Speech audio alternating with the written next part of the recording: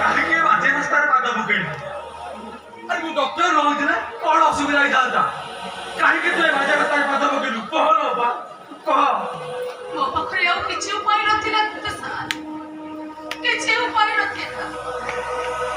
ଆରେ ମୁଁ ତ ଭାବିଲି ବୋଧେ ତ ସ୍ୱପ୍ନଟା ଅନ୍ଧାରେ ରହିଯିବ ବୋଲି, କେବଳ ସେଥିପାଇଁ ମୁଁ ଏଇ ରାସ୍ତା ଆପଣେଇ ନେଲି, କେବଳ ଏଇ ରାସ୍ତା।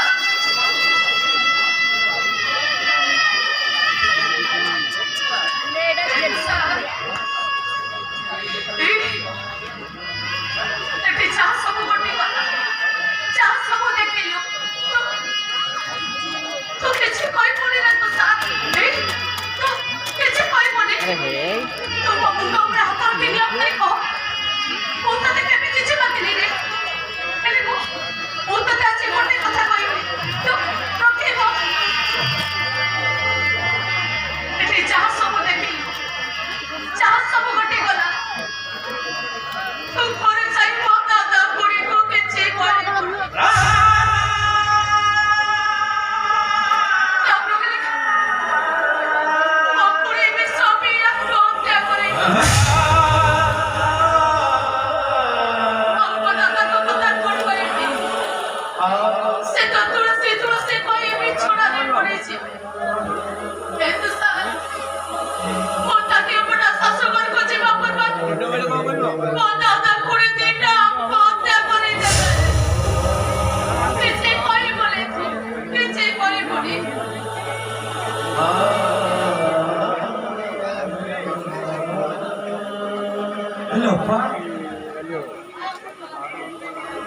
ଗୋଟେ କଥା, ଆମ କାନିଅ ବା ଆଉ 2 ଦିନ ବାହାଘର ରହିଲା। ତତେ ମୋର ନବା ଈଶ୍ୱର ମହାପାତ୍ରଙ୍କ ଝିଅ ବାହାଘର ନିମନ୍ତ୍ରଣ ଭୋଜି ତତେ ମୋର ନବା, ତୁ ନିଶ୍ଚୟ ଯିବୁ। ଯିବିନି ତୁ ସାର୍, ମୋ ଦାନିଅ ପର ବାହାଘରକୁ ମୁଁ ନିଶ୍ଚୟ ଯିବି।